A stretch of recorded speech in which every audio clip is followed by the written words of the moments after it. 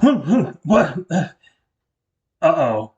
Oh no. I totally overslept. I'm gonna be late for episode 4 with the very great Cosette Zynszajn. I need to hurry and go, go, go! Episode 4, performers I know coming at you! These are the performers I know, I know. These are the performers I know. These are the performers I know, I know. These are performers I know.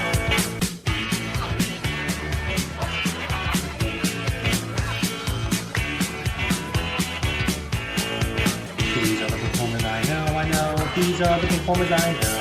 These are the performers I know, I know. These are performers I know.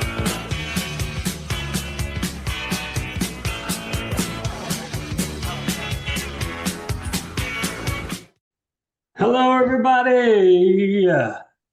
Welcome to the performers I know. This is episode number 4. Coming right through the door, hitting the floor. I can't think of any more rhymes, so we're just going to get right into it with today's guest, coming to you from Studio New York City, the ever talented, wonderful actress, Cosette Zynszajn.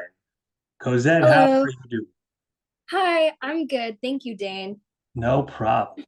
So, once upon a time in the year of our Lord 2020, during the COVID lockdowns, I was seeing hmm a lot of theater companies doing virtual shows. And one of the ones that I saw, I can't remember who it was offhand, but it was like a Rising Stars kind of platform. Uh-huh. And it was a lot of the theater kids just singing their songs. Oh yeah, wait, I remember that. Yes, and Oh, Miss that feels like so Cosette, long ago. yeah, it's only 3 years ago, well, 4 years ago. Wow. And Miss Cosette sang Johnny One Note. Now, Oh my gosh, I remember that. I had never heard of this song before. hmm And the way you portrayed it, I was just like, oh, okay, all right, I'm listening. I would like to see more of Thank you. yes. Well, I guess my first question off the bat is what, hmm because it seemed like you do a lot of outside the box thinking in terms of songs. What made you choose that song? well, I remember that my voice teacher at the time recommended that song for me because I needed more like classical musical theater pieces to perform, and Johnny One Note was one of them. And then initially, I learned that song for the Hal Leonard competition. I don't know if you've heard of it. No, Um, the name it's like a escapes. it's like a vocal competition, um, which I did, and I used that song for it. So I knew the song, and then I think I just went into that cabaret with the song, but I don't remember it exactly. I think I just like chose that song because I knew it and I was comfortable with it for that cabaret. Well, the thing that caught me very impressed was the intensity on your face as you were building up to that big. "Ah!" Oh, thank you so much. I can't possibly do you justice because nobody wants to hear me sing. But yeah. So I was just like, I at some point I have to reach out to Cosette to see if she could um, play a role in one of my virtual shows at some point. But before we even get to that, Cosette, I have to ask you something that I hmm ask all of my guests. What got you bitten by the acting bug? What got you into theater and singing and Ooh. acting, dancing, and all that good stuff? hmm Right. So for me, when I was 9 years old, I really liked Broadway. That was always like a special interest of mine. I really liked going to see Broadway shows. And when I was little, I could see myself as an actor, but I could see myself as like a lot of things. I think a lot of children are like that. But I really wanted to go to a theater camp in the summer. And so when I was 9, I went to my first sleepaway camp ever for 3 weeks, and I did a show there. And it was like it was an arts camp, but it wasn't like it wasn't like a paid thing or anything. It was just like really, really fun. And I really, really loved it. And then when I got back home, I told my mom, like, yeah, I'd like to start doing a lot more of this. And then I started doing stuff with youth companies and with like teen stuff. And then like eventually more professional things. And yeah, that's how it started for me. Amazing. You know, when I was a kid, I wanted to be a giraffe, but Really? I had very lofty goals. Mm-hmm. I tried stretching my neck, and I was Mm-hmm. out of commission for several months. I'm all right now. Wow. Yeah, you wouldn't know it, but I'm all right now. Wow. Yeah. That's I mean, that's some childhood dream, you know? Hey, listen, you said it. Everybody, all children aspire to dream, right? Yeah, I think children just like, yeah, I think kids want to do a lot of things in life, and at a young age, it's like hard to know exactly which way you want to go. That is true. But connect with Cosette, I did. And what I this is probably the closest that I've ever come to a quote unquote recurring character, kind Hmm. of sort of mascot, if you will. And that Hmm. is, of course, Anna Adelpho Hmm. Farmers Junction, New Jersey. Yes. Yes, and before anybody starts looking up on Wikipedia, I I I wanted this to come from me, but no, there is no such place as Farmers Junction, New Jersey. So It I sounds like a know real place, though. it does. That's kind of Hmm. I've had more than one person say like, "Where in New Jersey is that?" And I'm just Yeah. like, "You bless your heart." Hmm. So I came up with the concept of Ask Anna's Advice and this character in general. And Cosette just fit the mold perfectly for Oh, the thank character. you. And you know, like what was your thought process when you were first digging into Anna and making it the character that she turned out to be today? Well, I think that she's a very energetic person and she's a very like caring and sweet person. But I think that sometimes she gets a little bit ahead of herself and she gets sidetracked very, very easily, which I do too a lot of the time. So that's a really funny parallel that I've seen in some of the scripts. Um, because she'll go on this like very long rant about something and it'll just get like completely off track from whatever she was talking about initially, which was definitely a recurring thing with her. um and she also, I think she's like a very good friend, because she's constantly trying to help people with their problems, even though sometimes she doesn't have her own problems figured out, but like that's okay. Yeah, that's all right. It's good. Mm-hmm. But Yeah. like you and Mr. Rhett Drennan bounced off of Mm-hmm. each other so very. I know for a fact that Rhett and his mother both were like, "Oh, Cosette is amazing. That was Oh, thank you. amazing." So the way I looked at it, as we hear the smooth sounds of Charles Mingus in the background, let's Mm. see in a little bit.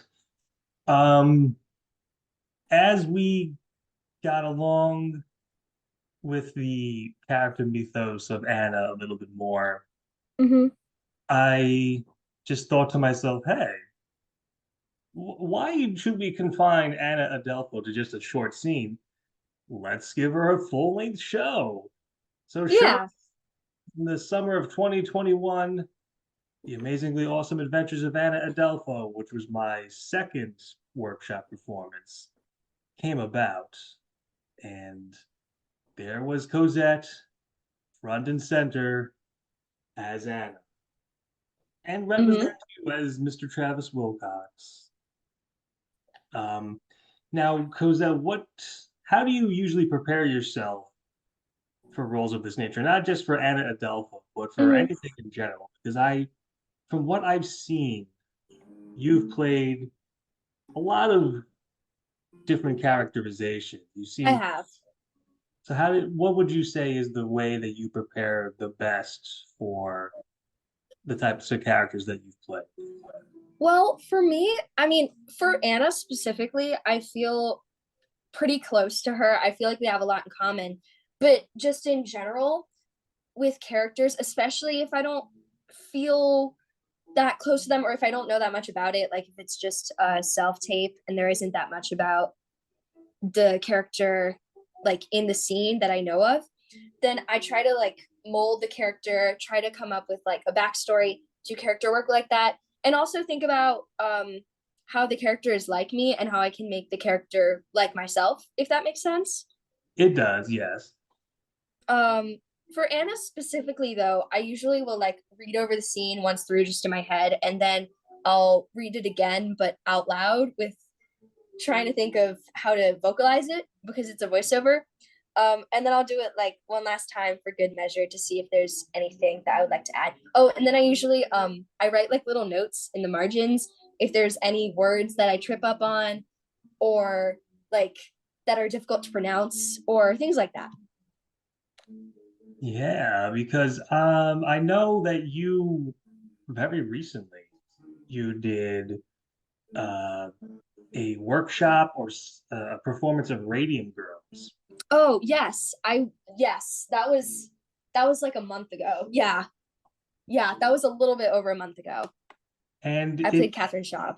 I feel like that's a bit of a, I mean, unless I'm mistaken, it's a bit Mm-hmm. of a heavier subject matter. Oh, yes, absolutely. So, um, how did you and your fellow castmates tackle something of that magnitude? Give us a little background on Radium. Mhm. So basically, before the audition, I did a lot of research on the topic. We also, as a cast, we all went to visit three of the graves of the actual characters because they were real people. We went to visit Grace Fryer's grave, Amelia Maggia's grave, and Catherine Schaub's grave. And it was really interesting because it's kind of like you read about these things and like seeing the grave just feels so different. It feels so much realer. Even though we knew it was real, it just feels very different actually seeing that and having that physical evidence. Mhm. Um so that was definitely very important. I think that it was a very good thing that we were able to see the graves like that, even though it was very, very sad. Um, it's also like, how do I explain it? These so when I did Radium Girls, it was in New Jersey and it was very close to Orange, which is where this happened. So it feels like a very close story to where we were actually performing it, which was also really interesting. And also my character, Catherine Schaub, she started working in the radium plant when she was 14. That's younger than I am, which is like, wow, that's insane. Like she was a child. And then yeah, it's just really a really sad story. But it's also I was trying to keep that in mind while playing her because I mean, near the end of the show, she's like a young adult, but at the beginning, she is a child. Right, yeah, So you're not much older than she was, so. yeah, And I believe she ends up in a wheelchair towards the end, or yeah, she does. hmm There's a scene where she comes out in the wheelchair. The wheelchair was very difficult to maneuver. We had a lot of issues with that because it was like a really old wheelchair of the time. But it makes me wonder, like, wow, like she had to actually go to places in one of these. We just have to roll one on stage. Um, well, I can top that. Not just a segue for a moment. mhm. Many years ago, I was in a production of Annie where I had to play FDR. Oh, And for those of you who are not aware, FDR is in a wheelchair for it. Well, for mhm. reasons that I actually don't really remember, though I tend to want to forget it, the wheelchair that they gave us was just rusting, not working, couldn't get it on stage. So I literally had to walk as FDR on and off the stage. Because Oh, so then now I want you to take a wild guess as to what people would say to me afterwards when I like audience members would come up to me. And um, like, wasn't FDR in a wheelchair? there Maybe? you go. She got it in one guess. I had about Yay. 20 people go, wasn't FDR supposed to be in a wheelchair? And I said, Wow. well, um, I'll let you in on a little secret. In this version of the history, they found the cure for polio, and that just go with it. Okay, it's Annie. All right, come on. Mm-hmm. But yeah, the one thing that I really admire about you, Cosette, is how you're able Mm-hmm. to take these different roles and because some people that I know can do comedy very well but can't do drama, Mm-hmm. or they can do drama very well but can't do comedy. Mm-hmm. You take roles such as Radium Girls, Mm-hmm. but then a couple of months previous to that, you were in Something Rotten as Nick Yes. Bottom, Mm-hmm. and that's just a goofy role. Yeah. That's a really silly show. It's so funny. I'm also I'm doing Mean Girls right now and playing Karen. And this started literally like not even a week after Radium Girls. So it was a very sudden switch between like this very sad story to this like really funny character. Um, yeah. I mean, I would assume that it's just very hard to go from, oh, I've been radiated, I'm dying to, oh my God, Hmm. you guys, oh my God. Yeah. Yeah, definitely. Um, it's just I mean, I guess it's something that you kind of um get used to. It's also during Radium Girls when I was doing it, like at the beginning of the show, she's not aware that she's dying yet, and she has these like silly goofing around moments with her friends. So even in a very serious show like Radium Girls, you still have that contrast between like this silly goofing around child and then oh wow, I'm dying actually. So you have that type of contrast in a lot of dramas as well. And then like in like Mean Girls, I mean, it's still like a comedy, but it has some like serious themes as well. So I think it's important to be able to do both because they're not completely like they can go together at times. Right. And of course, if one needs to learn how to spell, which, Mm-hmm. sometimes I have a little trouble with that. Yes. One can always be in Putnam County Mm-hmm. 25th Annual Spelling Yes. Bee, of which you were Mm-hmm. in, Yes. Yes, I was. yes, which is another, Mm-hmm. it's one of those shows that I've heard so much about, but I've never actually seen it. Really? Yeah. Oh, You know, it's a really funny show. It's like a really it's like a cute show. I like it. so like, do you win? Do you win the spelling bee? You can No, tell you can no, don't wait, don't be coy. no. You don't. I thought your I character got in wins. second.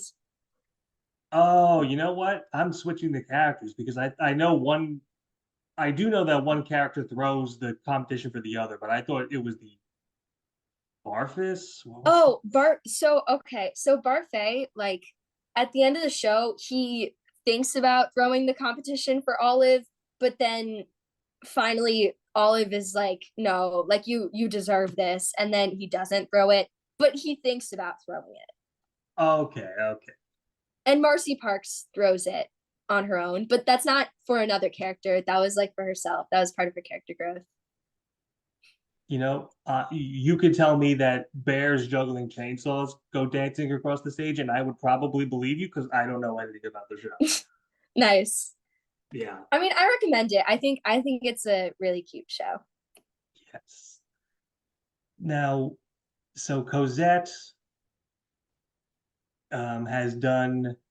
Anna Adelpho a couple of times, and each Mm-hmm. time the mythos of the character really starts to just grow and grow, which I really like.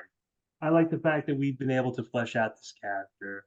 Mm-hmm. Me You too. know, for example, when we did the test taking technicalities with Mr. Lowman, and Mm-hmm. what fun fact, I wasn't supposed to play Mr. Lowman. It was supposed to be another guy who dropped out at the last Really? second. Yeah. Really? Oh, I didn't know that. Well, it's I don't want to get into it right now, but Mm-hmm. let's just say that the two of us are no longer working together professionally. Oh, And okay. literally the day before we were supposed to record, he was just like, "Yeah, guess what? I'm not doing the scene." Oh, So yeah. So wow.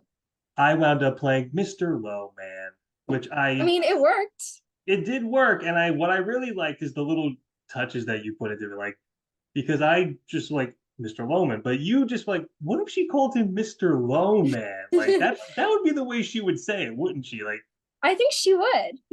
Yeah, you know what? She would say it like that. You're right. Mm-hmm. And then moving right along to Anna Adelpho's lovely older sisters, Mm-hmm. Annette and what's her face? Ava. Wasn't it Ava. Ava and Danette? Ava and Annette, yes. You would think I would know that because I wrote the darn thing, but no. Sometimes Cosette, when you're older, you get brain farts like that. Yeah, I mean, I get brain farts now too. Like I don't even remember that cabaret that well. Like I don't think I even remember the lyrics to Johnny One Note, to be honest. I haven't Well, sang a song in 3 I'll years.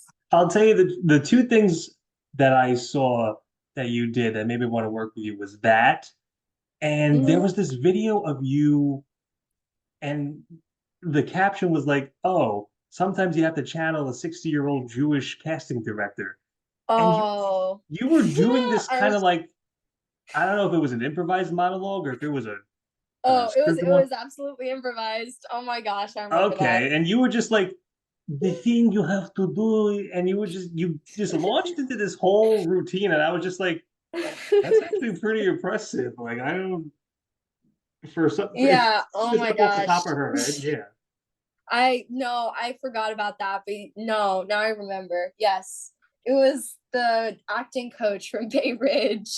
yeah. I'm Yeah. sure I'm sure we all know somebody like that from there. Mm-hmm. Mm-hmm. I Mhm. certainly do. Yes, but if there's one thing that sets Cosette apart the most, it's her ability to be a utility player. And by that, I mean being able to just jump into everything and anything. Thank And you. the example that I'm going to give is when one of my other workshop presentations, Tailor Made Hero, or as I like to refer to it as the revolving door cast, because Mm-hmm. literally half that cast had to be replaced in some form or another. Oh wow. I don't even, it's a long story, but suffice to say, the person who was supposed to play the mystery Wasn't girl, it? Yeah, Mystery Girl. Patricia, Trisha. um, Yes, I remember that. she actually two girls were in that, Mm-hmm. and they both dropped for some reason or another. Mm-hmm. So I'm just sitting there like, oh my God, like what am I gonna do? And then I'm like, Cosette, yeah, like I could picture her doing it. Mm-hmm. And we went over it once, and Cosette just got it like, oh, okay, I'll come back later. Ooh. Thank you. Yes. So that is fantastic. So right now you're doing Mean Girls. Who are you playing? Yes. I'm playing Karen. That I don't know who that is. That could be anybody to me because I've never seen that Oh. show. Have you seen the movie? No, Really? never ever. Wow. It's very good. The movie's a classic. Hmm. So who is this Karen? What is So she all about? So basically in Mean Girls, there's this group called the Plastics. And they're this group of three girls, Regina, Gretchen, and Karen. And they're kind of like your average, high school bullies. And Karen is kind of, in my opinion, Karen is not a bully because she's kind of there and she's very oblivious and she doesn't really understand what is happening most of the time. um she's a very silly character. She's kind of in her own little world and she doesn't really understand what um Regina and Gretchen, who are like the other girls in her group who are her friends and who she does care about very deeply, she doesn't really understand what they're doing and she doesn't really understand why it's wrong either. She's kind of just there for the ride. Hmm. But she is genuinely a very nice and a very sweet person. She just doesn't understand a lot of things. Okay, all right. That That's how I describe her. so would you say the Plastics are like Mean Girls? Yeah, pretty much. Oh, okay. Yeah. Hey, I Yeah. figured it out. Woo! Yeah. Oh boy.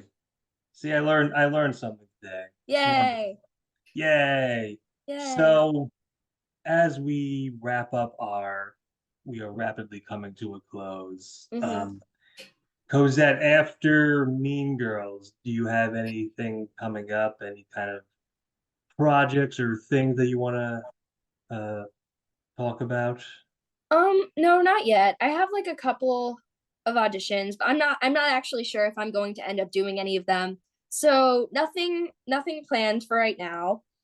But I guess I'll just see. I mean, like January and February is like kind of an audition season, so I'm just gonna be auditioning for a bunch of stuff and I'll see what happens. But that's about it.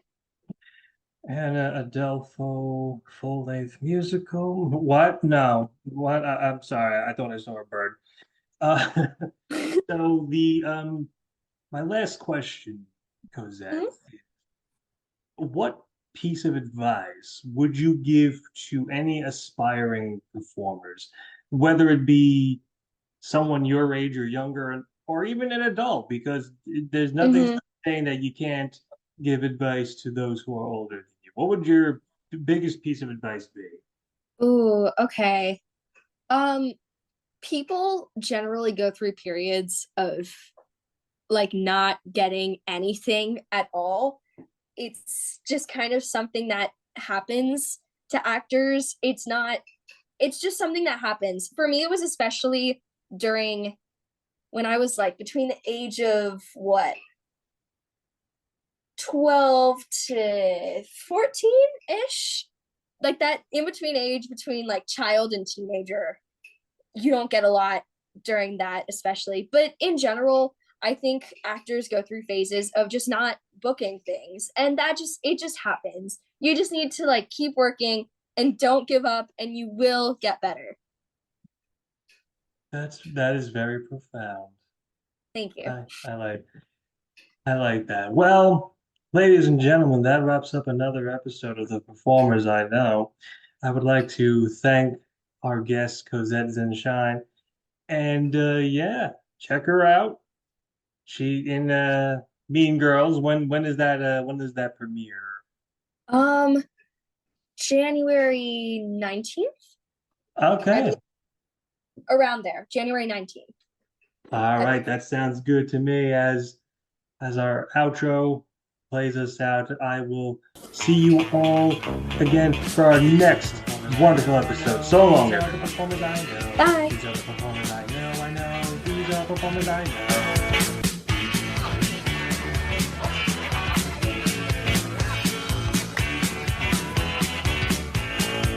These are the performers I know. I know. These are the performers I know. These are the performers I know. I know. These are performers I know.